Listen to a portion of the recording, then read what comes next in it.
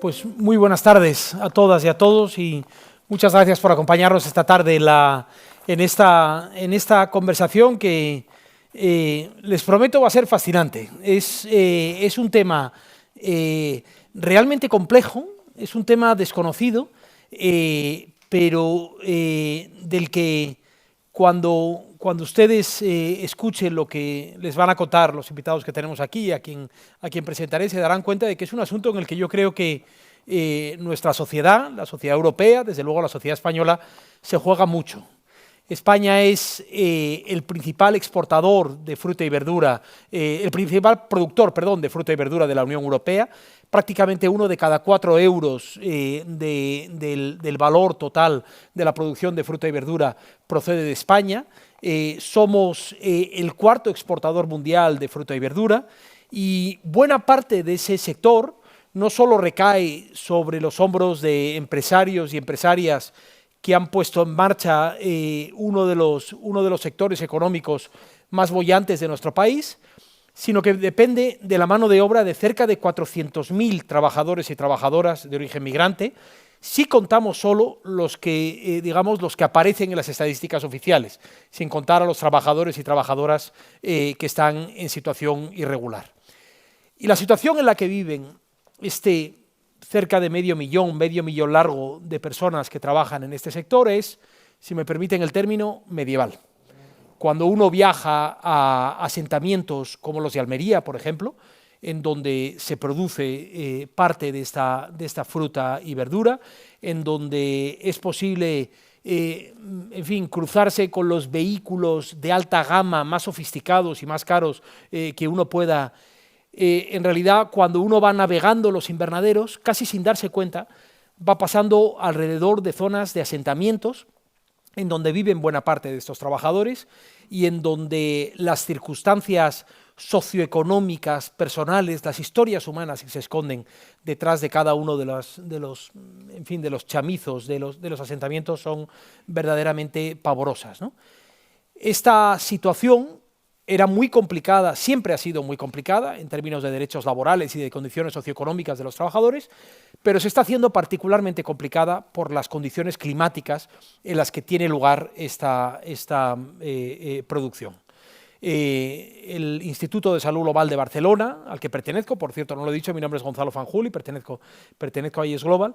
El Instituto de Salud Global de Barcelona ha estado colaborando de manera directa con varias de las personas que están aquí y con otras organizaciones científicas y sociales, precisamente tratando de estudiar qué significa la evolución de estas condiciones climáticas y cómo afecta a las condiciones de los trabajadores y las trabajadoras, ¿no? De eso vamos a hablar aquí, en un contexto que es mucho más amplio, y es el contexto en el que se desenvuelve el trabajo de las jornaleras y los jornaleros en el sector de la agricultura en España, ¿no? Y para hacerlo lo vamos a hacer con 4 personas que conocen muy bien este sector desde perspectivas diferentes y que tienen, yo creo, opiniones fascinantes y complementarias, ¿no? A mi izquierda, en primer lugar, está Nogay Ndiaye. Nogay es presidenta de la asociación Ndiatiguía, y Nogay además es docente, ella es profesora de secundaria, de inglés, y vive aquí, precisamente en Cataluña, en Lleida. Nogay, buenas tardes y bienvenida. Miquel Úbeda, a su izquierda. Miquel Úbeda es investigador en el Departamento de Enfermería y Fisioterapia de la Universidad de Lleida y es una de las personas que ha colaborado directamente en la elaboración de estos estudios que se han planteado. Miquel también está aquí en la región de Cataluña, pero tiene un conocimiento muy detallado de la situación de los asentamientos y del trabajo jornalero, ¿no? A su izquierda está Seydou Diop. Seydou es activista y es portavoz de ASNUCI, que es la Asociación Nueva Ciudadanía por la Interculturalidad, y además ha sido representante y es representante del movimiento Regularización Ya, del que probablemente habrán oído en el contexto de la Iniciativa Legislativa Popular para la Regularización de Migrantes sin Papeles en España, ¿no? Seydou, creo que a diferencia de todos los demás, no sé, pero Seydou sí ha pasado 3 años largos trabajando en los invernaderos en diferentes lugares de España y va a hablar en primera persona, además de como activista que defiende los derechos de otros trabajadores, ¿no? Y finalmente Carlos Ruiz. Carlos es gestor de proyectos, pertenece al equipo de sector privado de Oxfam Intermón. Oxfam es una de las organizaciones que ha trabajado de manera más activa, no solo en la denuncia de esta situación, sino en la investigación detallada, digamos, de las condiciones de los trabajadores y las trabajadoras. De hecho, su investigación comparada en 12 países europeos es probablemente el trabajo más ambicioso y más aplicado que se ha hecho para conocer esta situación, ¿no? Así que con ellos vamos a charlar esta tarde. Nos vamos a asegurar de que ustedes tengan un espacio también para intervenir, pero les hemos planteado un diálogo que sea un diálogo ágil, en fin, para no aburrirles y para no aburrirnos nosotros, y vamos a cubrir un espectro muy amplio de temas, así que les he pedido que sean breves en sus intervenciones. No quisiera verme obligado a levantarme en ningún momento a lo largo de la conversación. Y vamos a empezar hablando del contexto, el contexto tanto en Lleida y Huelva, dos de los lugares que vosotros conocéis mejor, pero también el contexto comparado con otros países europeos, ¿no? Y quiero empezar contigo, Seydou, pidiéndote que nos des, en fin, una fotografía lo más ajustada posible de qué significa ser un jornalero, qué significa vivir en estas condiciones como tú has vivido, para que quienes nos estén escuchando se hagan una idea para empezar de la situación de la que estamos hablando. Vale, perfecto. Antes de nada, darte las gracias a IES Global, ¿no?, por contar conmigo en ese espacio tan importante. La verdad, ha sido un gustazo de estar aquí y compartir mi experiencia sobre el público. Pues lo que me ha preguntado también es una pregunta que me parece muy importante, porque poner un poco un contexto al el día a día de las personas jornaleras y jornaleras que trabajan en el campo. Yo lo voy a estructurar en tres partes. A nivel laboral voy a empezar, porque las personas jornaleros y jornaleras, desde que han salido a su casa para irse a trabajar, dependiendo de cada uno dónde se vaya trabajando, el tiempo que se tardan en llegar al lugar donde trabajar a veces puede ser 3 horas o 4 horas, por ejemplo, dependiendo dónde está la finca. Y a veces este 3 horas o 4 horas uno puede llegar hasta el campo donde está trabajando por razón de la clima o haya lluvia o dependiendo de la fruta que tienen que recoger, le dicen que tienen que esperar hasta que la fruta está seca. Y a veces puede tardar 1 hora o 5 horas esperando allí sin hacerse nada y luego van a regresar en casa sin trabajar y ese día lo han perdido sin poder cobrar absolutamente nada. Y a veces horas y horas tirando al campo, la fruta que realmente se están recogiendo, muchas veces la gente entiende que las personas están trabajando por hora o por horario. Eso dependiendo de la fruta. Por ejemplo, yo soy de Huelva. Huelva, lo que está conocido por famosa fruta roja, que es la fresa. Y eso es por hora, es verdad que es por hora. Pero a veces uno no tiene la libertad de decidir, esta hora voy a entrar y voy a salir a esa hora. Porque a veces, dependiendo de la demanda y la madurez de la fruta, están obligados a saberlo justo a hora de salir, si tienen que echar horas, más horas o no. Y a veces el ritmo del trabajo es muy alto. Y para cumplir esto requiere que tú tienes que poner tu cuerpo, sobre todo las personas que recogen naranja y mandarina. Es un trabajo, para mí, realmente no se debe de permitir, porque te observan muchísimos en el sentido que tú tienes que ir enganchado a una bolsa que pesa 25 kilos, ir corriendo porque es un trabajo de tajo. Según lo que tú cortas, es lo que vas a cobrar. Eso es lo que va a ponerte no tener tiempo de ni esperar a comer. Yo, aquella época que estuve trabajando, yo lo que me importaría en su momento es ganar. No estaba consciente de la gravedad yo que estaba imponiendo a mi cuerpo. Le estoy poniendo cosas que realmente yo no podía aguantar. Y encima de todo, el trabajo es físico. Es físico en el sentido que le está haciendo, a veces dependiendo de la temporada, porque estamos hablando de la clima.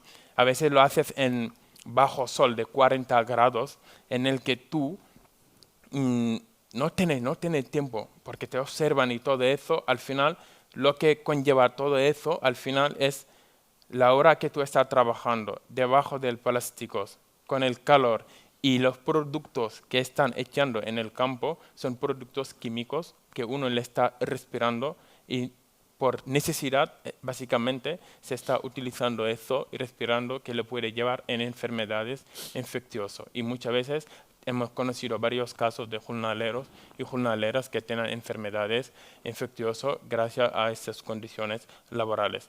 Y la falta de agua suficiente, es que no haya agua suficiente para esas personas. Y luego, al nivel del calor extremo que se están observando y trabajando debajo de un plástico con 40 grados, eso es horrible y la tienen que aguantar. A veces no te tratan bien, te faltan respeto, la jornada no le pagan como está establecido en el convenio laboral, a veces la hora de descanso no se está respetando y lo que los consumidores no es realmente son conscientes del sufrimiento que conlleva todos esos jornaleros y jornaleras al lugar de cobrar un salario miserable. Porque el consumidor en aquel momento que tiene que disfrutar de la fruta, lo que le importa es disfrutar, pero no se llegan realmente de pensar cómo esta fruta ha llegado en mi mesa.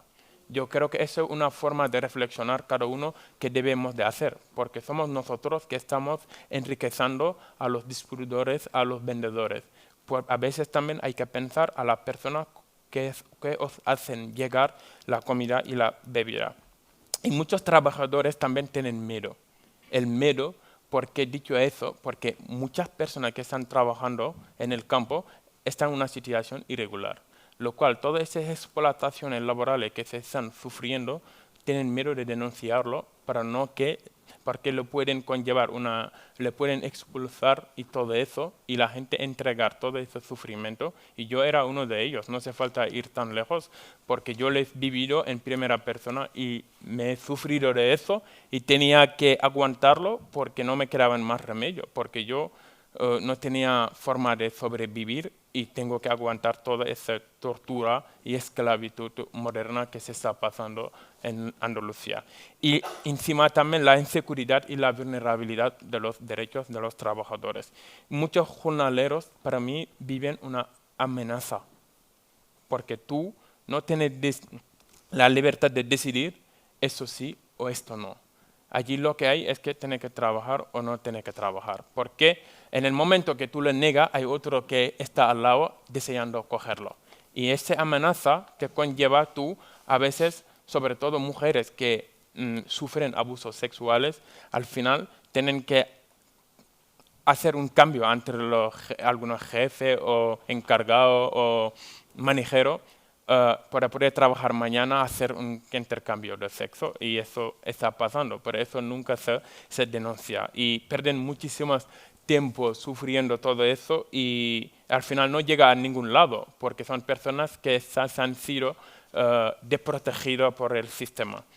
Y el cambio climático se ha hecho que el calor empecé antes y dura más tiempo también, porque con el cambio de climático también conlleva que este trabajo de campo no está muy bien remunerado de lo que sufren todo eso, porque trabajar debajo de un sol, eso ya debe de conllevar un salario que la persona al terminar su jornada laboral se siente que al menos ha sido feliz, ha merecido la pena de toda esa tortura y sufrimiento y maldad que te sufre mientras recogiendo la fruta, ha merecido la pena porque he llegado a mi casa con un salario digno.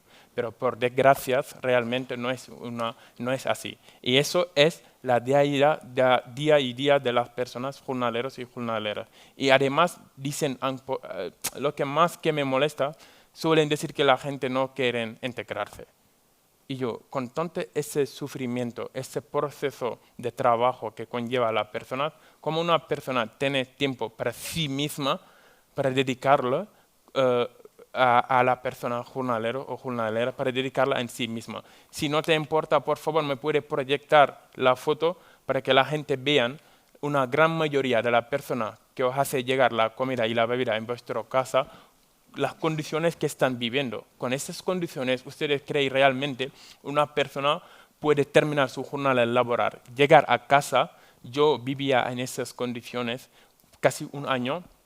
Llegar a mi casa, lo que me importaría es llegar, coger ese carro que veáis irme a buscar agua de 1 kilómetro al lugar de mi trabajo, de mi casa, venir, coger maderas, calentar el agua si es una época de frío, ducharme. Y luego no tengo luz ni agua potable y luego ni saneamiento. Tengo que ir luego, después de haber ducharme, a irme a comprar al Mercadona porque donde vivo no puede conservar comida. Y con eso venir, prepararme la comida y todo eso. Al terminar lo que uno desea, irse a acostar para preparar su otros días de trabajo. Eso es lo que sufren las personas y es el momento de tomar consciente y de saber realmente la hora de hablar o de prejuzgar a las personas inmigrantes. Yo creo que eso es lo que quería aportar. Gracias, al Edu. respecto. Yo creo que es una descripción muy... Me acordaba viendo la fotografía, ahora cuando uno recorre alguno de los asentamientos, la imagen que te viene a la cabeza es la de un campo de refugiados, en cómo están estructuradas a veces las viviendas, ¿no? Y creo que es una situación... me gustaría traer un poquitín más cerca la imagen que nos ha trasladado Seydou, acercarla a la realidad en la que estamos y hablar de Lleida y del sector de la fruta y la verdura en Lleida. Y quizás entre los dos, si pudieseis detallar un poquitín más de qué hablamos cuando hablamos del trabajo de los jornaleros y de las jornaleras en esta situación y algunos elementos. Y sí te quería pedir, Nogai, ha hecho una referencia breve Seydou, pero la situación de las mujeres en particular, porque aquí hay cuestiones que afectan de manera particular a las mujeres que trabajan en el campo, ¿no? No sé quién quiere empezar. Dale tú, Nogai, si quieres. Vale, Seydou ha hecho una radiografía muy concreta, ¿no?, de la situación que se vive en Huelva, y es cierto que la realidad en Lleida tiene ciertas similitudes, pero también tiene bastantes diferencias, ¿no? En el sentido de que la situación de vulneración de derechos humanos, de derechos laborales, las condiciones de trabajo, las condiciones de semiesclavitud y de explotación laboral son comunes, pero a nivel, por ejemplo, de alojamientos o de asentamientos, ¿no?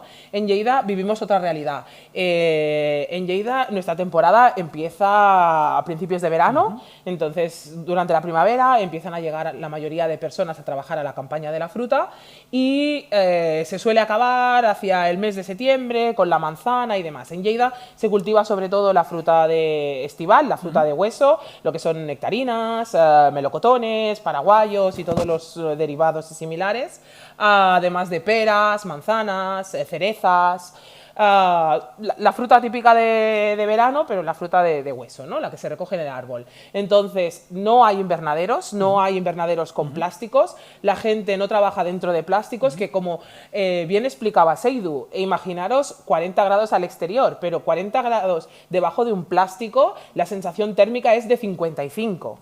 En Lleida es diferente, en Lleida trabajan directamente en el campo, directamente bajo el sol, pero también sobre una temperatura de 40, 42, hasta en los picos más grandes de subidas de temperatura hasta 45 grados, ¿no? Entonces las condiciones son extremas igual. Y aquí sí que tenemos, digamos, un trabajo sectorizado, ¿no?, por géneros, digamos.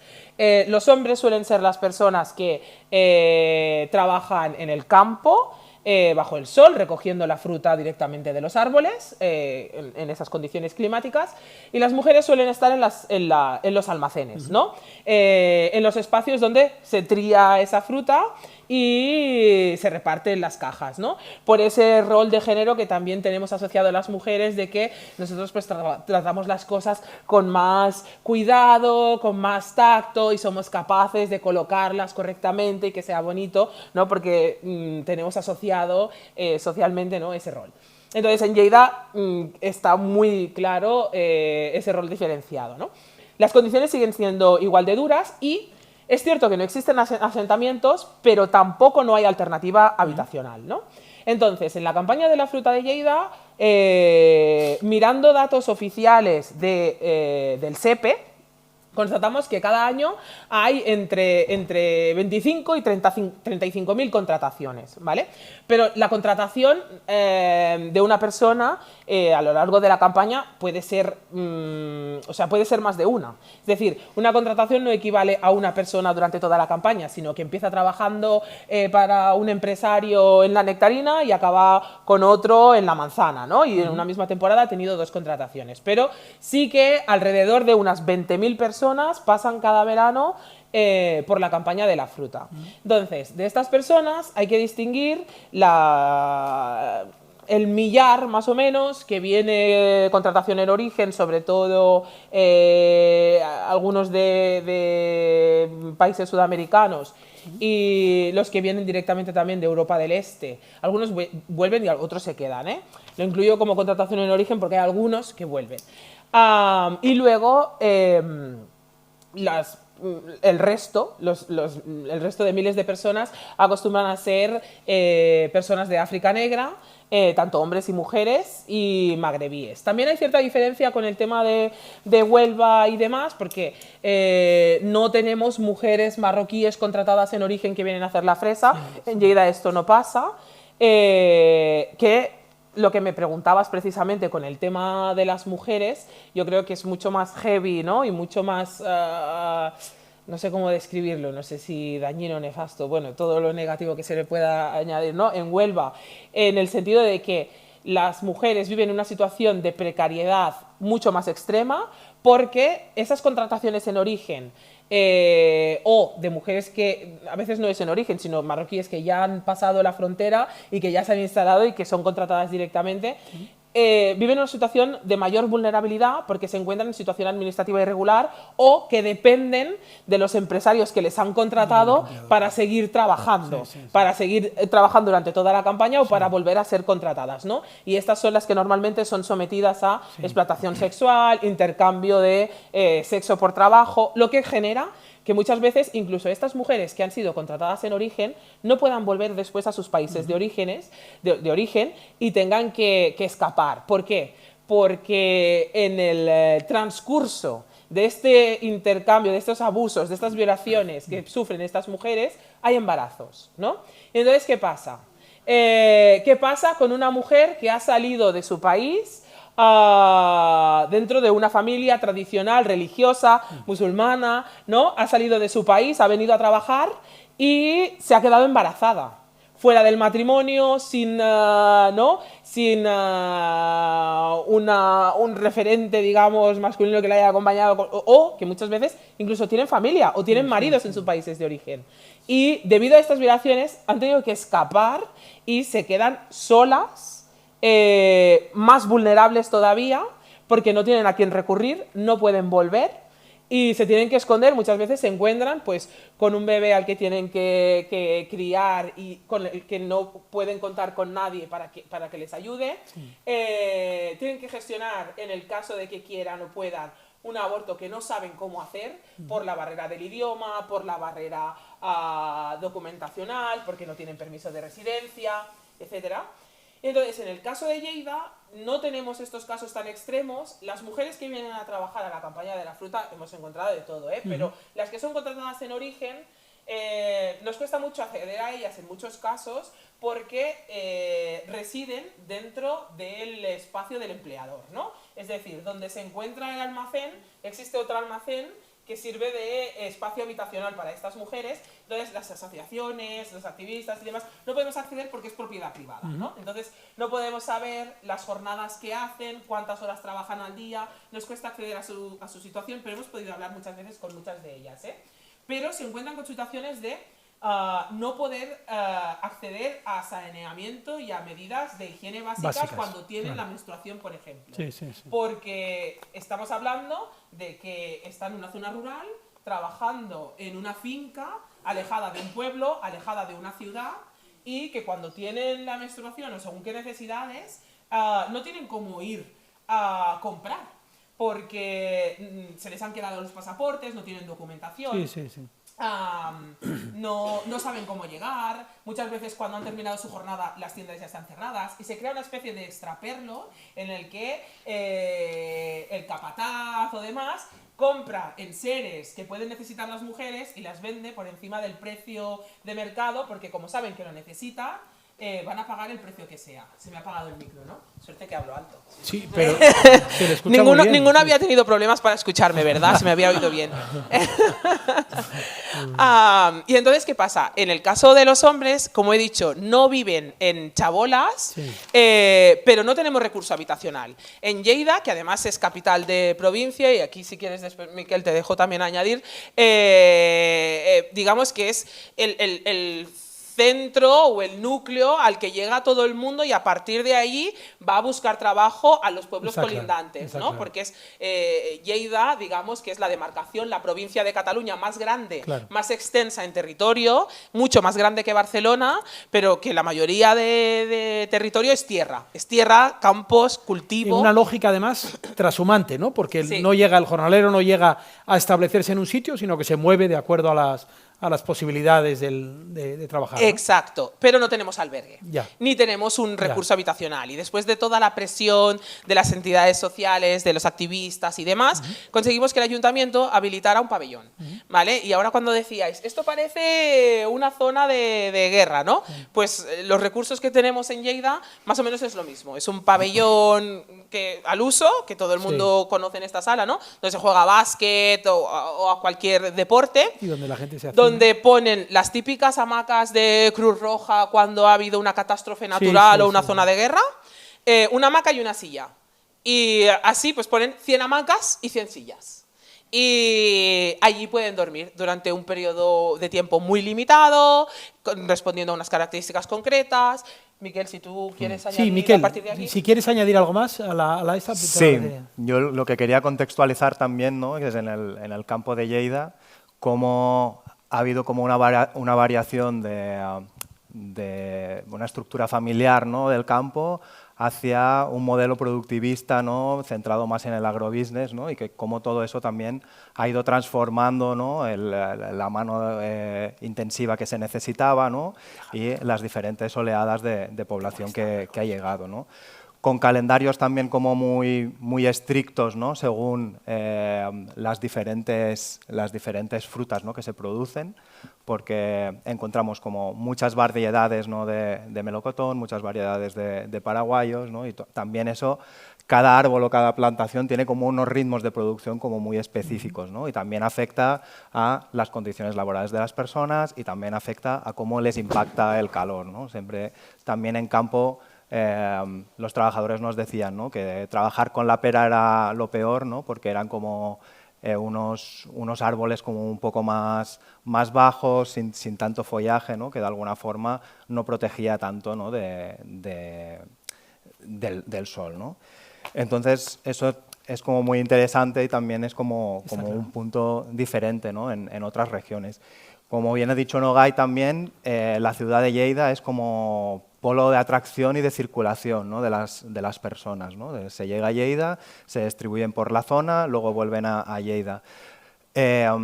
Durante las semanas y los meses que dura la campaña, los trabajadores van y vuelven a Lleida en diferentes ocasiones, ¿no? Ya sea compartiendo vehículo o haciendo lo posible para poder llegar y proveerse de alimentos en la ciudad y luego ir otra vez hacia asentamientos en toda la región.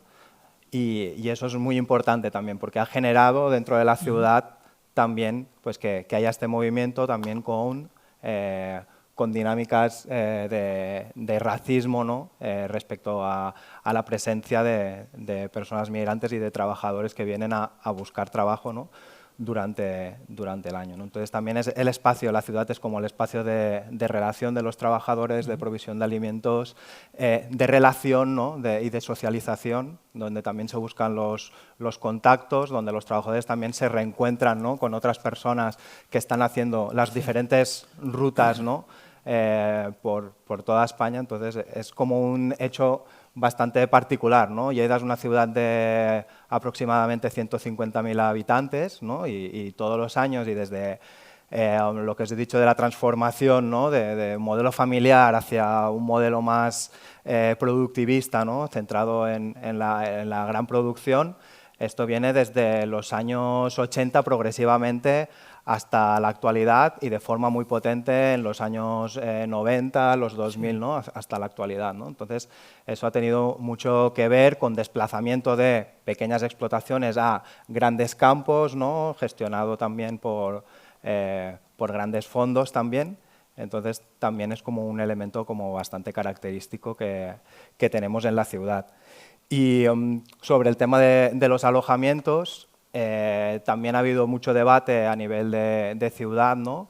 Desde desde el activismo, ¿no? Se reclama desde hace muchos años que haya un alojamiento, pero alojamientos en condiciones, ya sea un alojamiento grande como muchos pequeños también, que ha habido como diferentes modelos y diferentes debates, pero no fue hasta el año 2021, ¿no? En que se genera este espacio que ha comentado Ana Egay, en un contexto de COVID, ¿no? Y de acercamiento perimetral, ¿no? A la ciudad de Lleida, precisamente porque desde mayo habían empezado a llegar como muchos trabajadores agrícolas, porque también se había habido como mucha demanda por parte de las organizaciones para que llegaran como muchos trabajadores, porque no se sabía quién iba a recolectar durante, bueno, en este momento de pandemia, quién iba a recolectar los frutos, ¿no? Y había como cierta tensión entre los productores, porque se habían cerrado las fronteras, total que llega como mucha mano de obra y al final mucha gente se queda sin trabajo, se quedan cerrados en la ciudad, ¿no? También a nivel mediático, cómo se culpaba, ¿no? a los trabajadores de ser vectores de contagio, ¿no? Y se genera también como mucho impacto mediático en ese momento. Pues es en ese contexto, ¿no? Durante mucha gente durmiendo en la calle, organizaciones, ¿no? Nogay también haciendo mucho trabajo de calle y de visibilizando lo que estaba pasando, que se decide desde el ayuntamiento a abrir este dispositivo de alojamiento para temporeros en el año 2021, ¿no? Con los años se ha mantenido este espacio, se ha mejorado algo la situación, pero es como muy restrictivo, ¿no? Las personas que pueden acceder a los alojamientos, ¿no? Sin acceso a la intimidad, sin poder dormir por las noches, ¿no? Porque están 100 personas en un pabellón durmiendo y se quejan, ¿no? De esto, con lo cual al día siguiente también, que decíamos, agotados, tampoco pueden ir a trabajar, ¿no? Y es como El que ronca, la luz que no se apaga del todo. Sí, se no, levanta para ir yo al creo que baño. es fácil imaginar que no es el lugar. Es importante recordar que estamos hablando de Lleida, de Huelva, de dos, pero en realidad uno puede ir pensando, ir recorriendo la península, la infinidad de centros de producción agraria, también en Castilla-La Mancha, en las zonas vinícolas, en donde buena parte de la mano de obra ahora es mano de obra migrante, porque realmente cuesta. Pero yo te quería preguntar, Carlos, por el caso de España en el contexto europeo.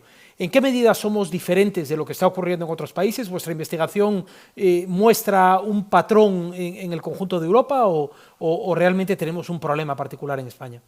No, efectivamente es lo que comentan, ¿no? Lo último que has dicho, hay un patrón a nivel europeo y creo que Miquel ha andado ahí un poquillo, ¿no? Lo que tiene que ver con la agricultura industrial, ¿no? Este traspaso, digamos, de esa agricultura familiar, ¿no? Más cercana, donde la mano de obra es la propia familia hasta que se precisa de esa mano de obra, ¿no? Y después los procesos, ¿no? También lo mal llamado quizás la migrantización de la agricultura, ¿no? Se genera esta agricultura industrial que hay fincas que parecen más, digamos, a día de hoy una fábrica de coches que una propia granja, ¿no? Al uso, ¿no? Es decir, esto existe en España, como has dicho antes al principio, primer país productor de frutas y verduras, que es donde se da la mayoría de abusos a este tipo de personas, pero también ocurre en muchos otros países, ¿no? En la investigación que hicimos, se llama Esenciales pero invisibles y explotadas, se analizan 11 países concretos, ¿no? De los 11 principales países más productores, digamos, a nivel europeo. No me gusta empezar por las conclusiones, pero la conclusión primera era que ocurría, da igual donde mires a nivel europeo, las condiciones de las personas temporeras migrantes son muy parecidas, lógicamente con las casuísticas de cada uno de los lugares, ¿no? El problema del estrés térmico en Huelva es el calor, el problema del estrés térmico en Noruega es el frío, ¿no? Pero con sus pequeñas casuísticas, pero a nivel estructural y sistémico, las personas enfrentan prácticamente los mismos problemas, los mismos retos, ¿no? El caso, por ejemplo, más bestia que vimos en esta revisión de la literatura fue en Suecia. Suecia, ¿no? Históricamente, digamos, ¿no? Países nórdicos como que no te imaginas, ¿no? Que tienen este tipo de cuestiones, pero por supuesto que sí, ¿no? Temporeros tailandeses que trabajaban 17 horas al día, ¿no? Y que entre horas de descanso tenían que drogarse con droga, digamos, financiada por la propia empresa para que pudiesen descansar, ¿no? Y para el tema de los dolores, ¿no? Casos muy bestias, ¿no? Que eso incluso no lo hemos leído en España porque a lo mejor no nadie lo ha investigado o porque directamente no existe, ¿no? También es cierto que el sur siempre está más investigado en este sentido, Sí. ¿no? Italia, España, principales países productores de frutas y verduras, súper investigados, muchas organizaciones, ¿no? Como las nuestras o universidades incluso que investigan esto, pero esto no es algo común en otros países de Europa porque no están identificados, ¿no? Como que haya un problema en esos países, ¿no? En Alemania, por supuesto que sí, a nivel de vivienda, por ejemplo, diferentes casuísticas también, ni chabolas ni calles, son tiendas de campañas en las avenidas para que por la mañana los recojan los empresarios para llevarlos a las fincas, ¿no? Es decir, hay diferentes casuísticas, pero las conclusiones del informe son prácticamente 3. La agricultura europea se basa en la explotación de las personas temporeras agrícolas migrantes. La segunda conclusión, que ser temporero o temporera agrícola es sinónimo de estar en riesgo de exclusión social. Y la tercera conclusión es, se me ha olvidado la tercera conclusión, pero básicamente son esas 2 conclusiones. La estructuralidad, ¿no? Hay que entender, ¿no? que una persona temporera agrícola migrante que trabaja en la Unión Europea está en riesgo de exclusión social y que sufre explotación laboral. Sí. Muchas veces, lógicamente, no podemos ser tan generalistas, pero bueno, a nivel general sí. Alguien podría decir que la vida del jornalero y de la jornalera nunca ha sido fácil y que en realidad si uno echa la vista atrás, en fin, la literatura está cuajada de historias, de dificultades y los trabajadores y trabajadoras españolas conocen muy bien lo que eso significaba cuando salían a trabajar fuera, ¿no? Pero hay algo que se ha cambiado con el tiempo y es las condiciones climáticas en las que este trabajo tiene lugar, ¿no? Y aquí quiero recordar algunas de las conclusiones del trabajo que IES Global ha realizado en este sentido, ¿no?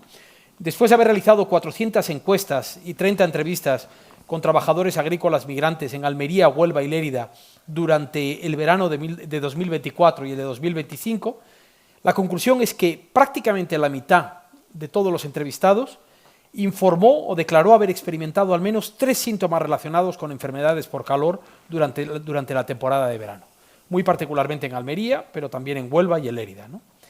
La ola de calor de entre el 3 y el 18 de agosto de 2025 ha sido, de momento, la más intensa registrada en España desde que se hacen mediciones en este sentido, ¿no?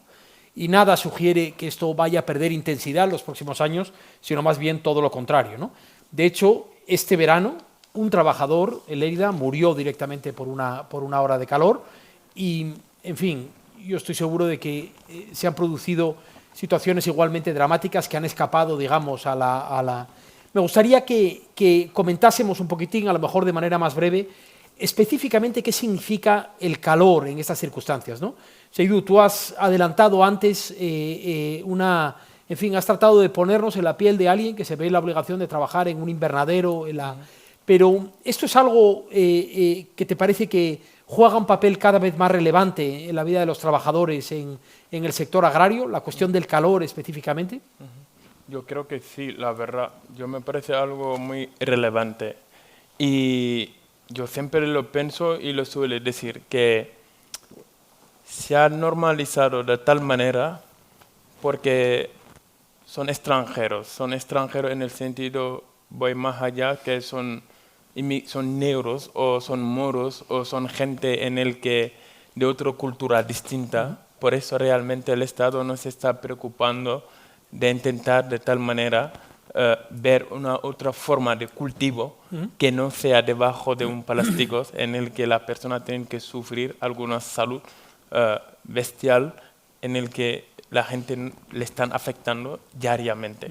Y creo que hay que tomar algunas medidas y preocupar también, al menos, a las personas inmigrantes que están aquí en el sur, o tanto, porque al final es algo estructural que se está dejando llevar con el tiempo y cómo se ha vuelto normalizando. Pero trabajar debajo en pleno ola de verano, como mencionó Nogué, estamos hablando de 40 grados en sí, pero debajo de un plástico con todos los productos químicos, el olor que te está dando, que muchas veces hay gente que trabaja con mascarilla, pero yo en aquel momento yo no soy capacitado para trabajar con mascarilla porque yo he recogido casi todas las frutas que hay aquí. El único donde no he ido de campaña ha sido Almería, pero he hecho una gira muy importante en lugares donde haya campaña agrícola, pero el donde yo he estado a lo largo del año ha sido Huelva. Pero lo de Huelva es brutal, es que es brutal. No podemos consentir que las personas cogiendo unas frutas debajo de unos plásticos y enganchado con dolor y espalda. Y muchas veces la gente cuando hablan de salud de las personas, de salud laboral, se limitan simplemente a lo físico o a lo corporal, digamos, pero no se tiran más allá al parte emocional. Es que el parte emocional conlleva muchísimos daños también, porque muchas veces la gente aguantan, pero es que nunca escuchan a los inmigrantes, es lo que más que me molesta. Es que la gente siempre hablan, preguntan, pero no nos escuchan decir realmente lo que sentimos y lo que sufrimos a nivel externo, porque sufrimos muchísimos maldad que necesitamos que la población se entere básicamente, porque ¿qué es la vida realmente de las personas inmigrantes después de trabajar, antes de trabajar, cómo conlleva para regularizar su situación y todo eso? Hablan simplemente de salud, sí, está muy bien, pero el salud emocional también, yo creo que es importante. Y si te quería pedir también, aparte de la intervención, siguiendo un poco la línea de lo que ha dicho Seydou, específicamente la cuestión de la discriminación racial, es decir, ¿en qué medida supone una capa añadida de riesgo laboral? Iba justo, ¿no? Ahí. Sí. Cogiendo el hilo de lo que decía Seydou también, precisamente, él hablaba de la salud laboral, ¿no? Y es curioso cómo en los diferentes convenios, el Estatuto de Trabajadores y demás, hay unos parámetros establecidos, ¿no? De lo que implica la salud laboral y en qué condiciones puedes trabajar, ¿no? Antes cuando me presentabas has dicho, soy docente. No sé si lo habéis visto, pero cada año acaba pasando, en Cataluña pasa muchas veces. En Lleida precisamente tenemos las temperaturas más extremas, ¿no? 45 grados en verano y -5 en invierno, ¿no? O sea, estamos entre 0, 1, -1, -2. ¿Qué pasa? Que hay veces que las calefacciones en los centros educativos dejan de funcionar, ¿no? Nosotros tenemos los criterios de salud laboral que establecen a partir de qué grados no es saludable y no es recomendable trabajar, ¿no? Cada vez que pasa eso, el profesorado, la comunidad educativa, las familias, los alumnos salen a manifestarse y a decir, arreglarnos la calefacción o dejamos de venir a trabajar, ¿no? Del mismo modo que existe dentro de los convenios laborales, ¿no? Y de las personas que trabajan la administración pública. Si miramos el caso de Barcelona, por ejemplo, ¿no? Hemos tenido casos de trabajadoras, recuerdo uno el año pasado, una trabajadora de la recogida de basuras que murió también por un golpe de calor, ¿no? Pero hay unos criterios establecidos que dicen que a partir de cierta temperatura, y cada año salen las instituciones a recordarlo, que a partir de los 35 grados se recomienda no hacer trabajos al aire libre. Las personas que estén trabajando al aire libre en los servicios de recogida de basura, en la construcción, en no sé qué, a partir de X grados no deberían trabajar y se debería dejar de trabajar en las horas de temperaturas más extremas, ¿no? Entre las 12 del mediodía y las 4 de la tarde, ¿no? Y eso se establece para la mayoría de trabajos, pero se obvia, se olvida, precisamente, nunca se incluye y nunca se hace referencia al trabajo del campo, ¿no? Y yo creo que precisamente va estrechamente relacionado con lo que mencionaba Seydou, ¿no? El perfil de personas que trabajan en la administración pública, en el ámbito público, en el servicio, ¿no? En las empresas municipales, etcétera, es un perfil, digamos, autóctono, ¿no? Blanco, occidental, y en cambio el perfil de personas que trabajan en la campaña agraria, en el campo y demás, es un perfil de persona migrante, persona migrada, persona racializada, persona no blanca, ¿no?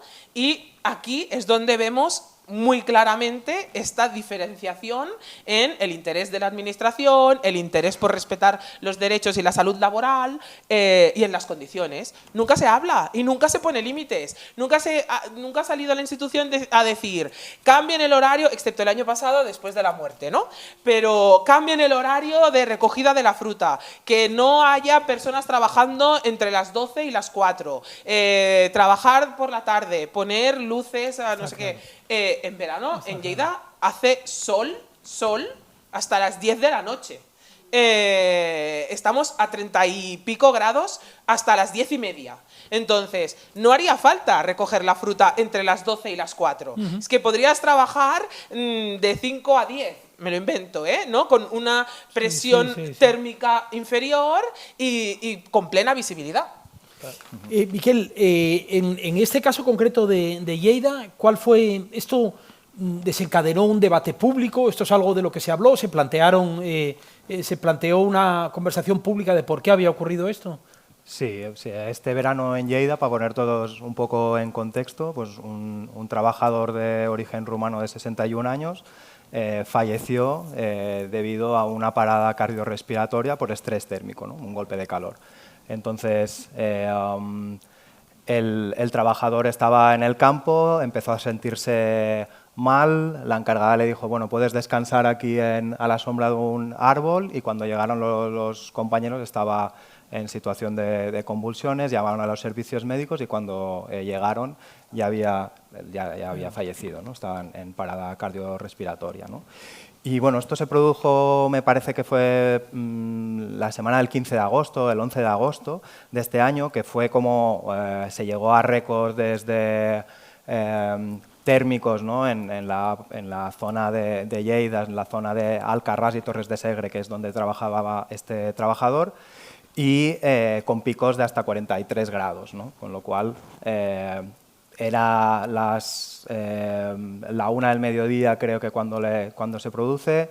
Se supone que los protocolos estaban orientados a que cuando se llega a partir de los 40 grados haya como unos parones, ¿no? en los campos para precisamente poder evitar estas situaciones, y no, los trabajadores continuaban trabajando, con lo cual generó mucho revuelo. Pero es que unos meses antes, si recordáis este año, en junio ya teníamos la primera ola de calor, ¿no? Porque el cambio climático ha llegado ha venido y se ha quedado, y cada vez estamos viendo cómo las consecuencias están siendo como más devastadoras.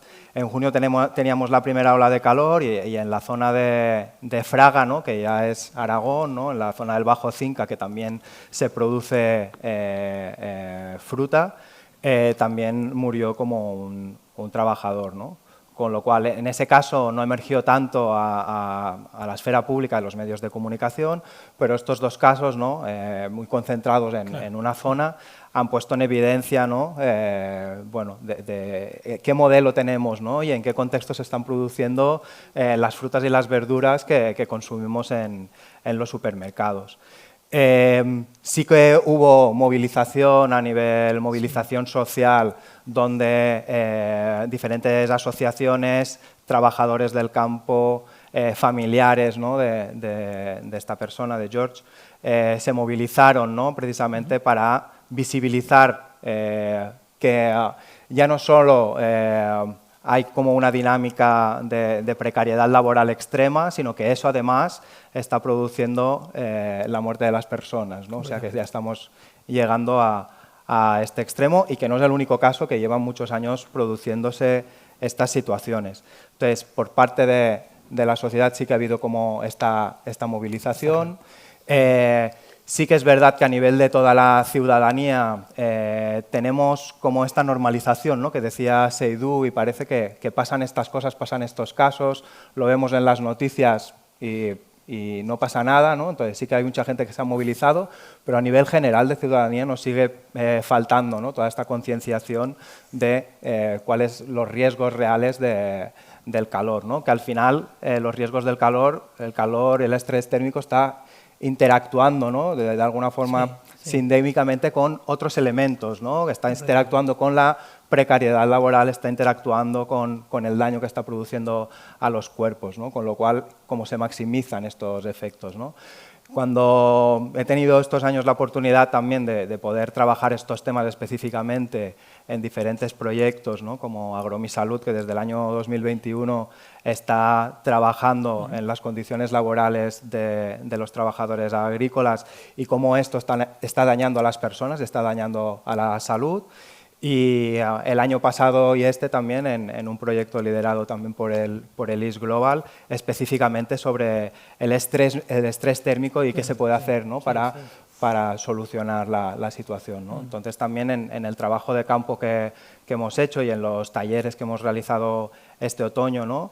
Emerge, ¿no? como es un efecto multiplicador, ¿no? de las desigualdades, ¿no? Y de alguna forma también nos lleva a plantearnos que el calor y el cambio climático está afectando a todo el mundo, pero no todo el mundo por igual, ¿no? Las personas que están en situaciones más precarias y más desiguales pues tienen como muchas más posibilidades de sufrir estos riesgos asociados. Y tengo que cortarte, Vale. ahora sí, porque es que quiero hablar de soluciones y nos quedan 10 minutos, pero antes quiero, Seidú, y te pido una respuesta corta. No hemos hablado del elemento administrativo, de la condición administrativa, ¿no? La irregularidad como un factor de vulnerabilidad extrema en estas condiciones, ¿no? Porque la irregularidad tiene que ver con el acceso a los servicios de salud, con la capacidad de estar protegida ante la ley. ¿Puedes hacer un comentario de qué? Porque antes hablábamos precisamente, por ejemplo, sobre el empadronamiento, algo tan básico, ¿no? Y los asentamientos, ¿no? Vale, si me permite voy a recogerlo un poco, ponerlo un poco en contexto, ¿vale? Porque Te lo permito, pero muy breve. Vale, vale, sin problema.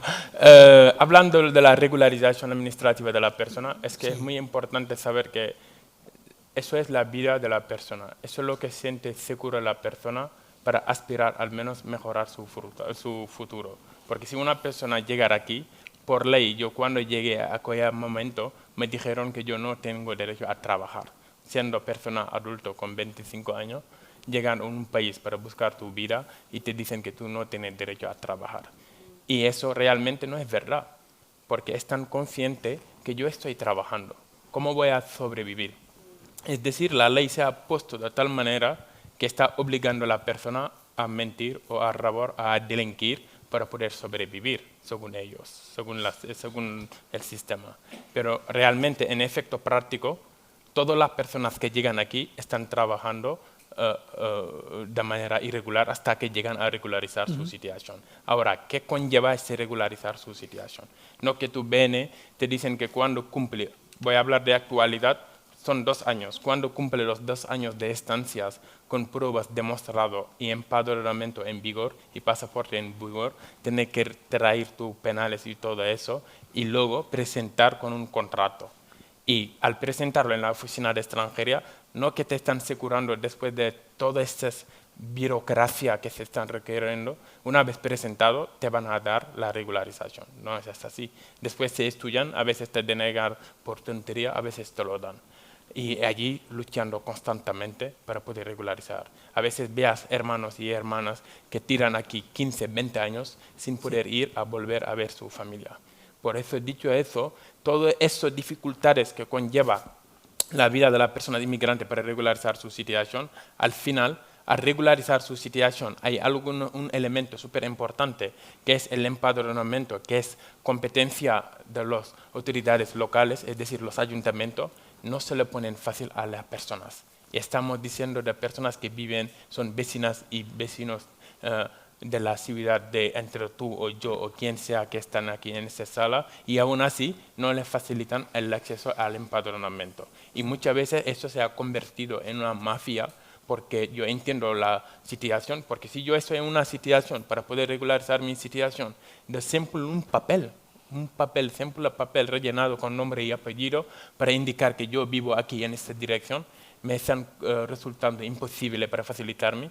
Si veo a alguien que me lo puede ayudar, pide lo que pide, voy a intentar darlo, porque lo que me importa es regularizar mi situación y ir a ver mi familia. Y la gente no es tan consciente de esta gravedad. Viendo a la persona sufriendo todo eso, le da igual, porque son personas extranjeras, son personas de afuera. Por esto, desde el movimiento regularización ya se están exigiendo para que hagan una regularización extraordinaria. de las personas que están estando aquí en el Estado español para poder trabajar dignamente, porque los inmigrantes no piden nada que es imposible. Lo que piden simplemente son grupos de jóvenes que han venido en este país para buscar una vida mejor, que les faciliten la regularización, poder trabajar dignamente. Y las personas que viven en los asentamientos chabolistas, que lo quiero mencionar, y no pueden a regularizar su situación, no tienen acceso ni luz ni agua. Yo, desde la organización donde pertenezco, que es ASNUCI, nosotros hemos pedido denunciar muchísimos años para que haya una vivienda digna a todas las personas, pero no ha habido respuesta aparte de los políticos. Pero desde nosotros, cuando llegó la pandemia, hemos podido lanzar un crowdfunding para pedir ayudas a las personas que quieren a la justicia social. Y hemos podido lograr unos 115.000 euros y poder construir el primer alojamiento temporal en la localidad de Lepe, que al menos dignificar unos 34 personas. Desde 2021 hasta hoy en día hemos podido dignificar más de 200 personas. Y eso era para demostrar a la administración, si quieren se puede, si no quieren no se puede. Lo que le falta es la voluntad política. Seydou, perdóname, sí. ahora te voy a... Cortar, lo siento, ¿no? Te tengo que interrumpir también porque, porque es que... termina si quieres la idea, pero... Sí, sí.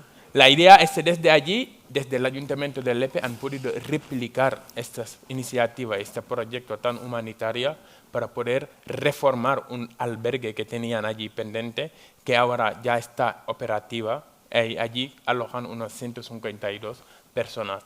Y todas esas personas, todo ese albergue están pagando. Y lo mismo, no es suficiente, pero es algo que podemos decir que se puede. Simplemente que lo que falta es la voluntad política, para no enrollarme. No, tanto. pero yo creo que este es un pie fantástico para abrir el último bloque y hablar de soluciones, ¿no? Y Carlos, me gustaría empezar contigo y empezar desde arriba, ¿no? A mí me da la sensación cuando miro este asunto que seguro, es decir, con toda certeza habrá empresarios canallas y habrá, pero da la sensación más bien de que es un problema de omisiones acumuladas, ¿no? Y de un sistema en donde a veces existen las reglas, pero no se cumplen, a veces las reglas podrían ser mejoradas, pero hay una especie como de dejación de funciones de diferentes actores en este. Me gustaría empezar contigo y con el papel que la Unión Europea puede jugar en este sentido. En vuestra investigación, ¿qué recomendaciones habéis hecho aquí, ¿no? Pues es como decían, ¿no? Decía, por dos lados, ¿no? Uno, las leyes que actualmente existen, que hay que hacerlas cumplir, que no se están haciendo cumplir, porque yo creo que si el sistema agrícola, digamos, que estamos resumiendo aquí entre todos nosotras, se siguiesen las leyes que están actualmente en vigor, sería totalmente suficiente como para que a lo mejor no estuviésemos aquí sentados, ¿no? Pero desgraciadamente eso no ocurre, ¿no? Hay muchos niveles, a nivel municipal hemos hablado del tema de empadronamiento, a nivel autonómico otro tipo de cuestiones, a nivel nacional, etcétera, hasta llevarlo a un punto de la Unión Europea, ¿no? La política europea. Nosotros desde OFAN estamos concretamente trabajando en dos leyes normativas concretas. Una es la de la Directiva de debida diligencia de la cadena de suministro, que para quien no lo conozca, el significado más o menos es responsabilizar a todos los actores que están dentro de la cadena de suministro. Ponemos un ejemplo, desde que se recoge la fresa en Huelva hasta que se vende en Alemania, pues si hay una explotación laboral en un campo en Alemania, en una finca, de estas situaciones que nos han explicado aquí, principalmente Seydou, el caso de Huelva, Aldi, Lidl, Edeka, quien sea, es responsable, ¿no? Ese supermercado es responsable de eso que está ocurriendo en esa finca, ¿no? Porque el consumidor tiene que ir al supermercado, a su tienda y no tiene por qué, ¿no? Plantearse si la fruta que está comprando está bajo explotación laboral o no, ¿no? Hay una cuestión ahí que bueno, se lleva mucho tiempo peleando por una directiva así que responsabilice a todos y cada uno de esos actores que están ahí en la cadena. Pero bueno, estamos hablando de un sector súper estratégico, el sector de la alimentación, súper importante, alimenta a las personas, ¿no? Por lo que lógicamente a este tipo de cambios hay muchísima resistencia por todos lados, ¿no? Últimamente hemos visto el Omnibus 1, que es una medida, digamos, que dinamita esta directiva que estaba siendo aprobada, ¿no? Con mucho esfuerzo por parte de muchas organizaciones, de muchas universidades, ¿no? Que estaban intentando incidir ahí para que saliese. Finalmente salió, pero lógicamente hay resistencias que están intentando suavizar las medidas de esta directiva hasta hacerla prácticamente inútil, ¿no? Que es lo que están consiguiendo, ¿no? Otra parte que estamos analizando también es lo que tiene que ver con la política agraria común, ¿no? Digamos, el marco más importante a nivel europeo, ¿no? Donde casi muchísimo dinero se va, ¿no? Hay una medida concreta, que es la condicionalidad social de la política agraria común, que determina que las empresas que no estén cumpliendo las normas a nivel social con sus trabajadores y trabajadoras no reciban fondos, ¿no?, de esta política agraria común. Que, por cierto, hace 15 años ya hubo la condicionalidad animal, ¿no? Es decir, que si tú maltratabas animales hace 15 años no podías recibir fondos, han tardado 15 años en darse cuenta que también las personas pueden sentir, ¿no?, y sufrir de explotación laboral, ¿no?, y también ambiental, que también fue hace 15, 20 años. ¿Qué ocurre? Pues lo mismo, ¿no? Mucha resistencia, muchas suavizaciones de las normativas y al final, pues bueno, ni aplica ni a frutas a verduras, ¿no? Esta condicionalidad social, por lo que no aplica directamente al sector donde más casos de vulneración de derechos humanos se da, que es el de fruta y la verdura, porque por circunstancias no es lo que se exige, ¿no? En definitiva, y la idea final, hay que hacer cumplir esas leyes. No se está haciendo. Por ejemplo, en Huelva hay 29 inspectores de trabajo. Inspectores de trabajo, una provincia de 500.000 personas, con 125.000 personas dedicándose a la industria de los frutos rojos, ¿no? Nosotros hablamos con la Inspección de Trabajo de Huelva y nos dan abasto. Es totalmente imposible, más de 1.500 empresas, es inabarcable hacer cumplir la ley. Hay una vieja máxima del activismo migrante que es menos inspectores de frontera, más inspectores de trabajo, ¿no? Esa es la solución. Esa es la. Y de hecho, te quiero aprovechar para preguntarte por los sindicatos, ¿no? Esto, en fin, no te quiero poner en un problema, te lo voy a decir yo. Los grandes sindicatos españoles hacen dejación de funciones cuando se trata del trabajo migrante, muy particularmente de los trabajadores en situación irregular. Este es el día en que comisiones y UGT no han firmado la ILP por la regularización o, en fin, o por la puerta de atrás el último día, cuando solo eran Vox y ellos los que quedaban por apoyarlo, ¿no? La pregunta es, ¿están jugando algún papel relevante en este sentido, más allá del Sindicato Obreros del Campo, que parece que nos estamos yendo al año 36, ¿no? Efectivamente, ¿no? Esos dos sindicatos que han nombrado, para no meterme en líos, pues vamos a decirlo en esos términos, pero efectivamente, y lo aterrizo a un ejemplo muy sencillo que nos pasó entrevistando a un empresario en Huelva, ¿no?, que nos decía ese comité de empresas que tienen que tener las empresas de X trabajadores, ¿no?, nos decía que él no se acordaba si él era el representante sindical de UGT o de comisiones obreras, ¿no?, porque su hermano era el otro, ¿no? Es decir, hasta esos niveles, ¿no?, tan absurdos que se dan actualmente en el campo, ¿no? El sindicato juega un papel fundamental. Y hemos hablado de los sindicatos mayoritarios, pero también hay sindicatos minoritarios súper fuertes y súper potentes, ¿no? Antes nombrábamos el SAT, en Huelva también, Jornada de Huelva en Lucha, ¿no?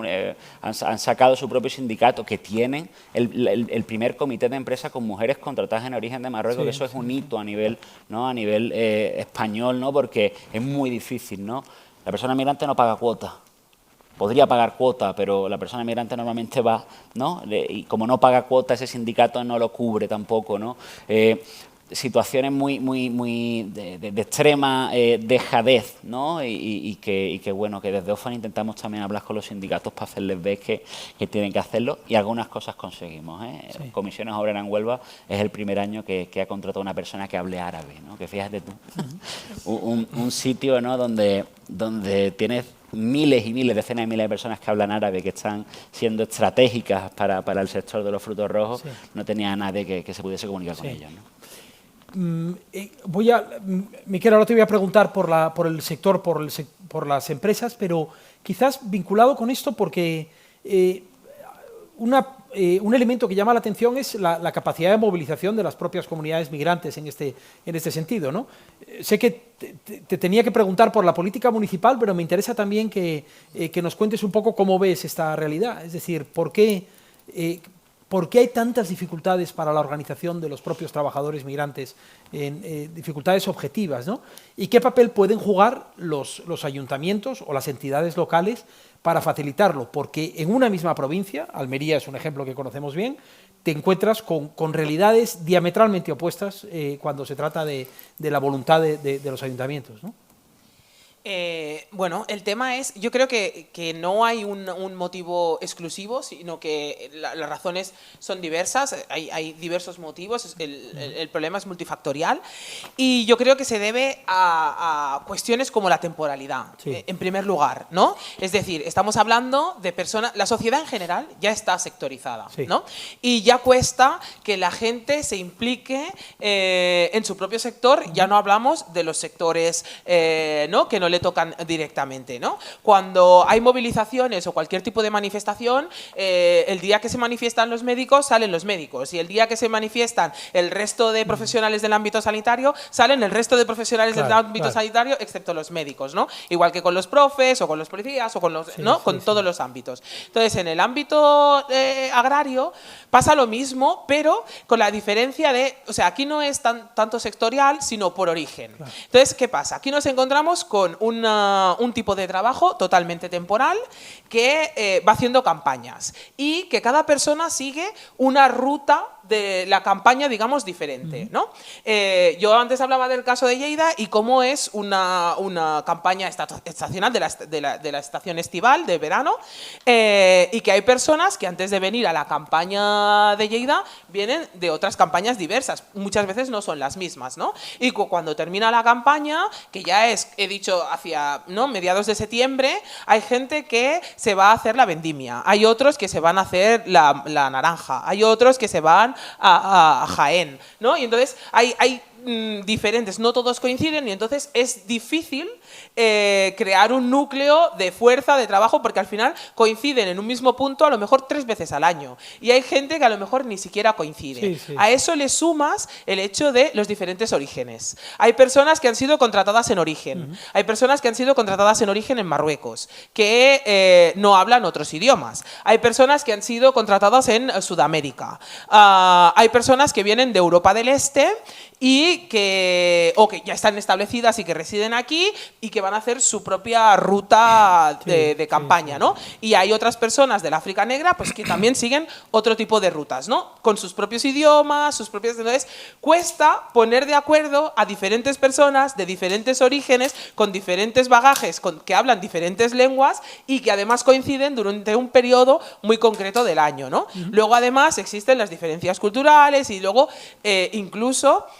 aquí en Lleida el año pasado yo creo que hubo un hecho casi histórico, porque yo que he visto pocas movilizaciones dentro del ámbito agrario, que una vez conseguimos que un día pararan todos los temporeros de 3 pueblos a la vez y ese día hubo reunión en el ayuntamiento de ese pueblo porque nadie recogía la fruta y ese día se consiguió lo que se... Pero solo lo he visto una vez, ¿no? Pero en cambio cuando murió George, que es de la comunidad, que es rumané, de la comunidad romana, se unieron los diferentes colectivos y vinieron de las diferentes entidades, temporeros de diferentes nacionalidades a denunciar ese mismo hecho. Pero eso pasa poco, porque a menudo, por poner un ejemplo, personas de Europa del Este no quieren sumarse a la lucha de personas del África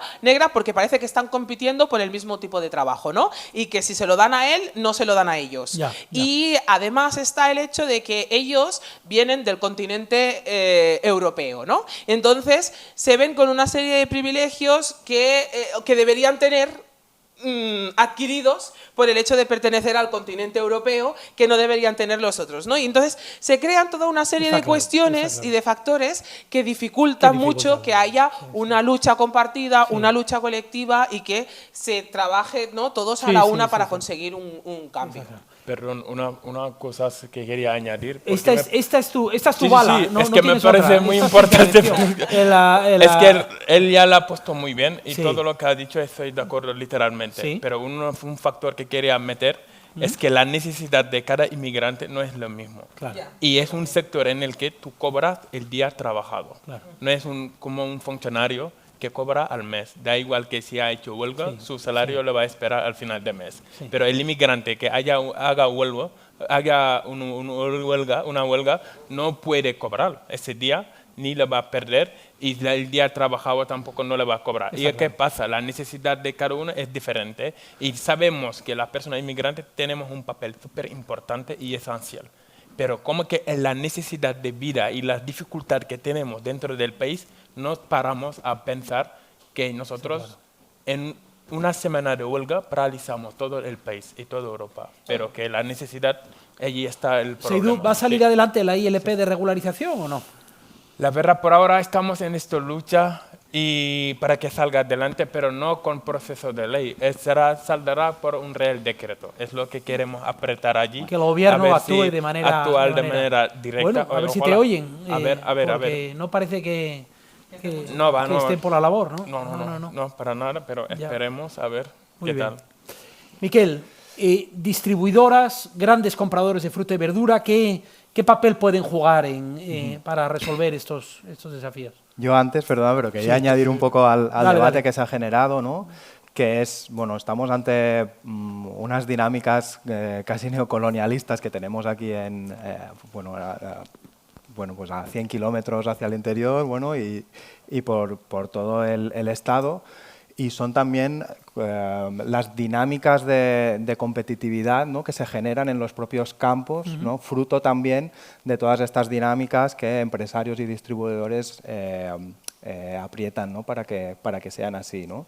Que eso también es un elemento como muy importante, y cuando hemos podido también hablar con trabajadores de muchos campos hemos visto, ¿no?, que muchas veces que no se tiene tiempo ni para hablar ni para relacionarse, ¿no?, y se generan como todas estas dinámicas competitivas porque igual el que menos produce mañana no viene, ¿no? Eso nos lo han dicho también de esta forma, ¿no? Todo esto también hace, ¿no?, y toda esta cadena que comentábamos a este debate.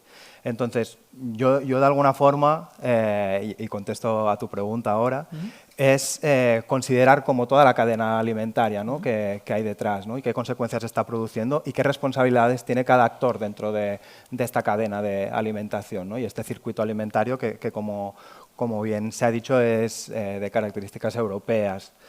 De alguna forma, ¿qué responsabilidad tiene el consumidor y si puede hacer alguna cosa? ¿Qué responsabilidad tiene los gobernantes y qué pueden hacer? ¿Qué responsabilidad tienen los encargados de los campos, ¿no?, y qué pueden hacer? ¿Y qué responsabilidad tienen, por supuesto, los empresarios y los distribuidores, ¿no?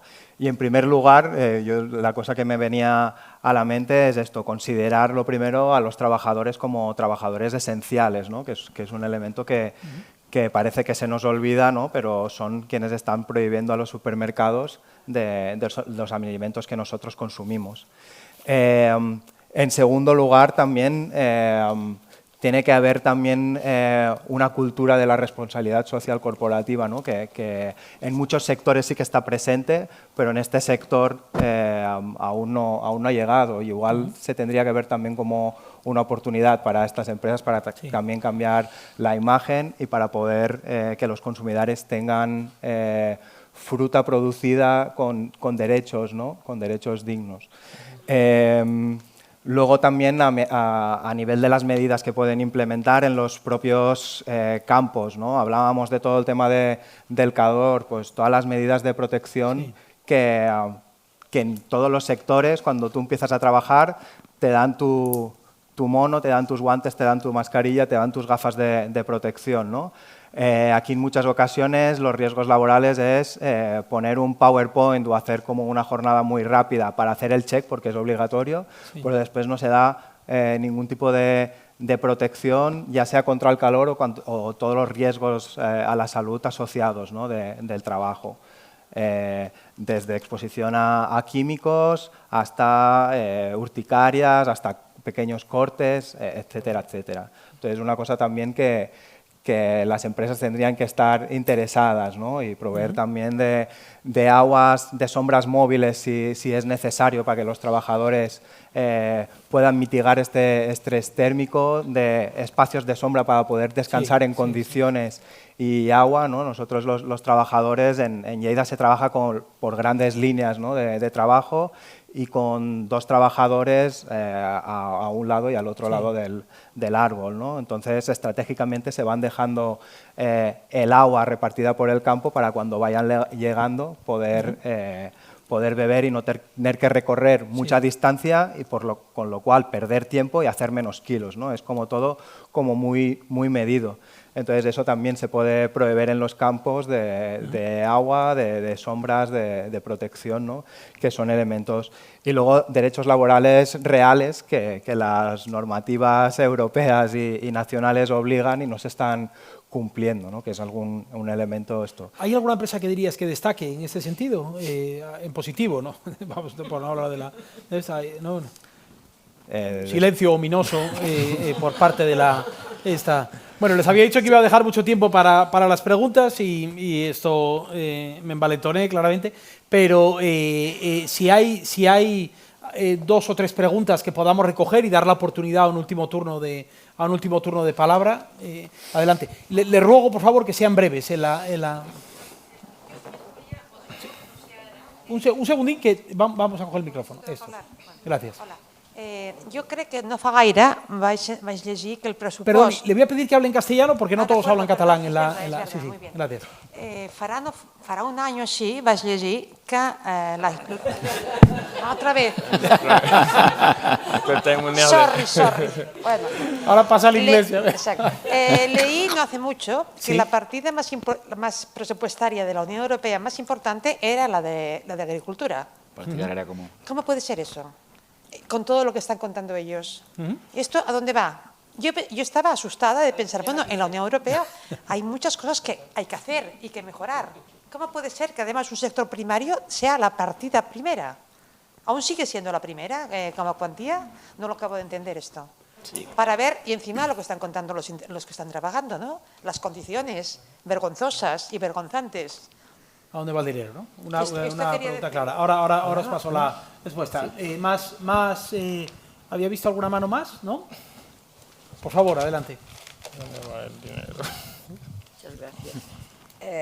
Yo no quiero hacer preguntas. Yo quiero dar todo mi apoyo porque es emocionante lo que causa el oírles. Yo tengo un problema que me aflige muchísimo, oír, porque no es que les oiga a ellos, es que se oye a diario si estás en los medios, tanto prensa, radio, televisión. Oírles a mí me afecta muchísimo mi salud, de tal manera que voy a comprar la fruta, porque soy una usuaria de fruta, pero yo vengo de una Castilla la Vieja, donde en nuestras casas se cultivaba el cereal y se cultiva el cereal. La evolución ha traído que en lugar de ser cuadrillas de trabajadores que hacían con otros medios lo mismo que ellos hacen en Lérida y en otras zonas, se hacía, y hoy la evolución es todo maquinaria. Bueno, pues ya ha cambiado, pero pienso que cuando vamos a comprar la fruta, vayamos con protestas, no nos hagamos la idea ni pensemos por un momento, porque yo no lo saco de mi mente. La manzana que cojo en mi mano, pienso que esa manzana la ha cogido un trabajador, la ha cortado, la ha envasado, la ha puesto. Pero ¿por qué somos tan crueles? ¿Por qué la legislación actual actúa de la forma tan cruel? Sí. Porque son emigrantes. Pero si son personas y el mundo es de todos. Yo me quedo, así que mi admiración a usted por moderador, pero la mayor parte para ellos. La mayor parte para ellos. La verdad es que pienso que, bueno, ella, si ha tenido oportunidad, y disculpen, no me quiero extender más, si ha tenido oportunidad de hacer estudios que me evalúan lo que ahora mismo ella tiene en la mano para poder dar lección a todo cuanto están explicando, él también qué maravilla oírle hablar español. Bueno, se lo agradezco, le voy a cortar ahí, si me lo Claro, permite, córteme, pero sí, le señor. agradezco mucho que comparta ese sentimiento, que yo creo que es un sentimiento sí. compartido por Mi apoyo todos. total. Y precisamente Mi por apoyo. eso os voy a pedir una última ronda, aparte de alguna otra cosa que queráis decir, en positivo. Es decir, me gustaría que terminásemos esta conversación hablando de cómo es posible cambiar las cosas, incluso realidades tan complejas como las que habéis descrito, ¿no? Carlos, antes de llegar aquí, nos hablabas de una historia que a mí me ha inspirado, ¿no? De un proyecto no tan pequeño, pero de una empresa, en La Rioja Alavesa, que está haciendo bien las cosas. Es posible hacer las cosas de otra manera, ¿no? Si lo puedes compartir, yo os pediría que cada uno penséis en una experiencia concreta que hayáis conocido que os inspire en este sentido, ¿no? Seydou, tú ya has compartido una en Huelva, pero quizás alguna otra que demuestre que es posible hacer las cosas de manera diferente, ¿no? Adelante, Carlos. Y perdón, y no sé si tú puedes contestar la pregunta sobre la PAC. Sí, bueno, empiezo respondiendo, ¿no? Sí. Claro, la política agraria común, lo que has dicho, ¿no? Se lleva casi la grandísima parte del dinero a nivel europeo. Yo no lo veo mal, en el sentido de que la política agraria común se creó hace un montón de años por el simple hecho de garantizar la supervivencia a nivel de alimentos de un continente entero, ¿no? En ese sentido se creó, o sea, la PAC existe por eso casi exclusivamente. Por supuesto es cierto que a día de hoy los fondos europeos, se puede decir, creo que sin ningún tipo de problema, que los fondos europeos, incluido por supuesto la PAC, están financiando la explotación laboral.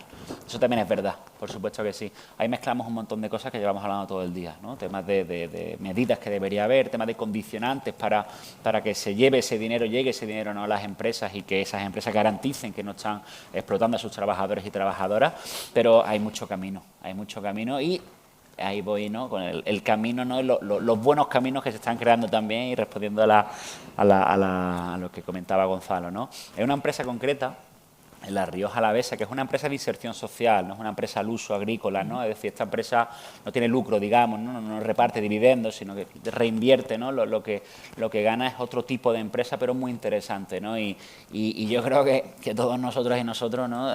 Necesitamos también, ¿no? En el día a día ver esa luz, ¿no? que existen, ¿no? Mecanismos alternativos, historias inspiradoras que nos hagan, bueno, motivarnos un poco y saber que lo que estamos haciendo no es en vano. Esta empresa lo que está haciendo es intentar solventar, son proyectos pilotos muy pequeños, con muy pocas personas, pero solventar el problema de la estabilidad, ¿no? De la temporalidad, ¿no? Esta empresa, no solo está jugando en el campo de proveer a estas personas, trabajadores y trabajadoras, empleo durante los 12 meses del año. Les contrata a estas personas, en la época del vino pues están cosechando, en la época de espergurar pues esperguran, pero después hablan con ayuntamientos y parques y jardines, ¿no? Estas personas cuando terminan en la temporada del vino se van al tema de parques y jardines, después hablan con las bodegas porque las bodegas necesitan esto y después hablan con hoteles porque los hoteles no, están como generando un poco que estas personas, que es muy importante porque parece que cuando hemos comentado antes, ¿no? Que estas personas concatenan campañas agrícolas, van alrededor del territorio nacional, da la sensación que, bueno, por lo menos tienen trabajo, ¿no? Pero cambiar de residencia cada 3 meses, cada 2 meses, ¿no? Sí. Eso imposibilita cualquier proyecto de vida, ¿no? O de vida deseable, ¿no? Y eso es un problema. Esta empresa está solucionando, digamos, en parte eso, ¿no? Y quieren cambiar incluso a nivel teórico, y están trabajando en ello, el término de temporero, ¿no? El término de temporero porque entiende que ese temporero es igual a estar en riesgo de exclusión social y están trabajando en el término del profesionalismo, ¿no? El profesionalismo agrario, ¿no? Por lo que, bueno, es una anécdota interesante y termino, soy de OFAN, tengo que hablar de comercio justo también, ¿no? Existe el comercio justo, existe la compra responsable, existe la posibilidad de comprar productos que no estén bajo explotación laboral. Eso existe, no solo en OFAN, por supuesto, hay muchísimas otras hechos, pero hay alternativas, ¿no? Muy pocas, más caras, ¿no? Pero existen y poco a poco serán más. Por supuesto, gracias. Sí, tú, adelante. Vale, yo el reto que voy a terminar que sea algo positivo, ¿sí? Porque como lo que dije antes, que la gente no escucha a las personas inmigrantes.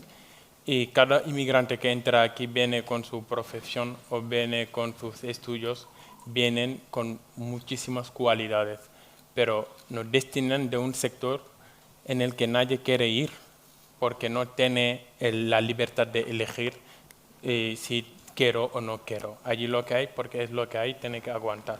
Y por ellos nosotros desde mi organización entender eso, para que no debemos de trabajar con las personas inmigrantes para crear una dependencia, porque la persona lo que realmente necesita es ser independiente, y por ello nosotros trabajamos muchas veces sobre el tema de la regularización. Y cuando el gobierno aprobó lo de arraigo por la formación, nosotros hemos utilizado eso como algo muy positivo y útil para cambiar un poco la narrativa laboral.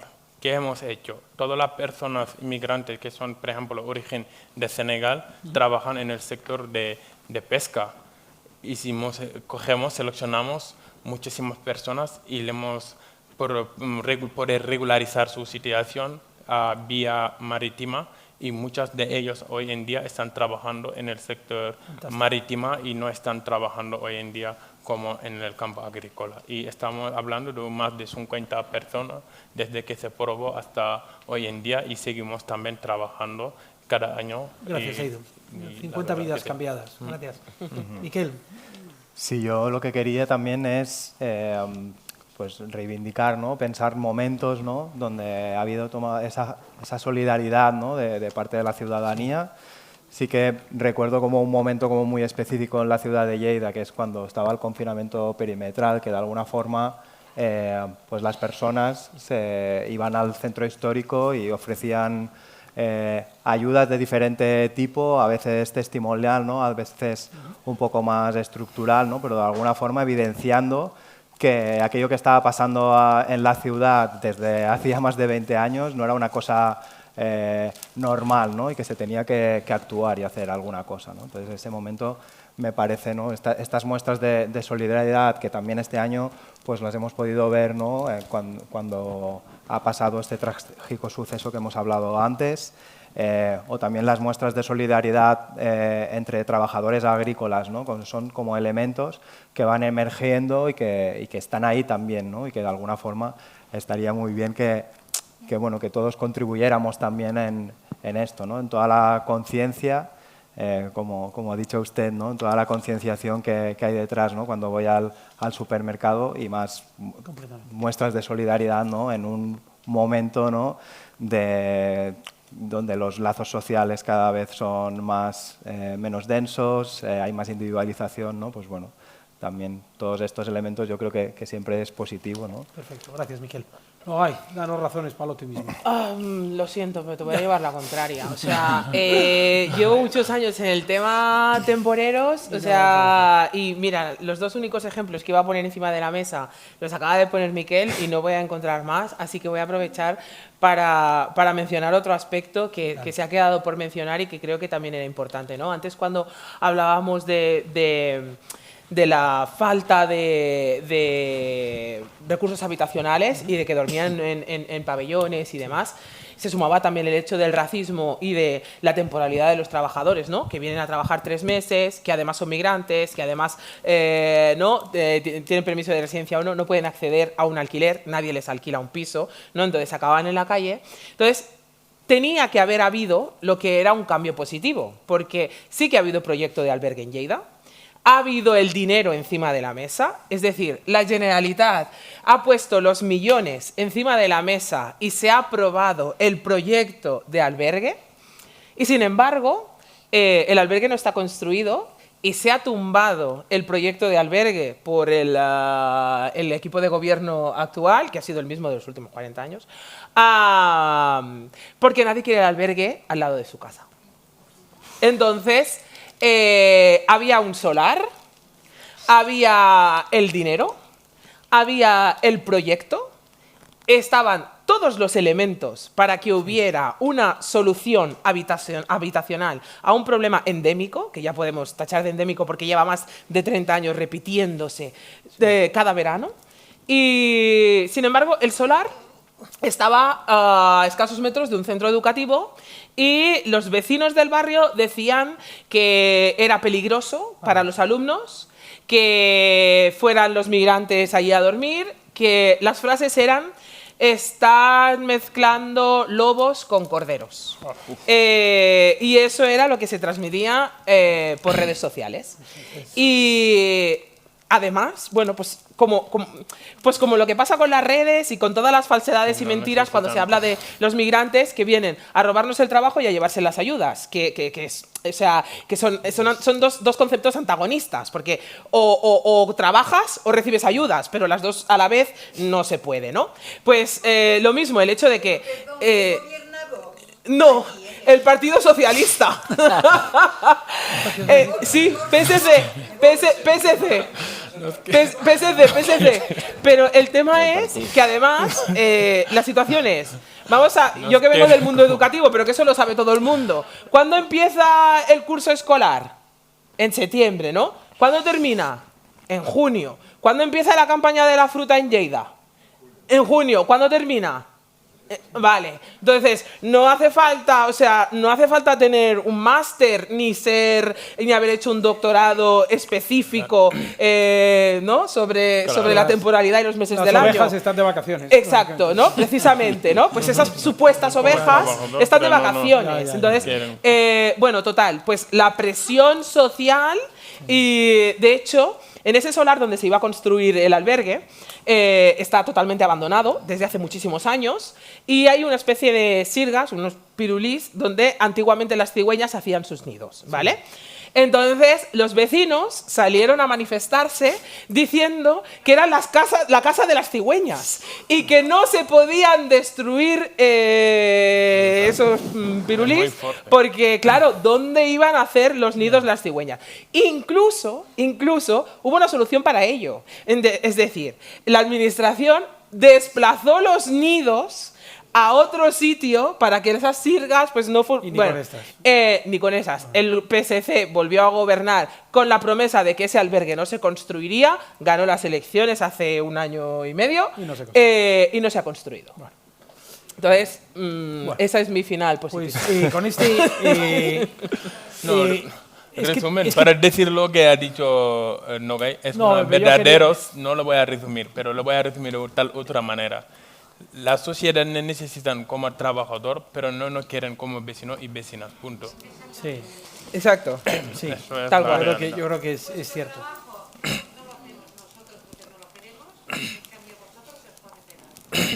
Bueno, es que perdón porque tenemos que terminar a las 8, pero no, ¿pueden? ¿El qué, perdón? Nada.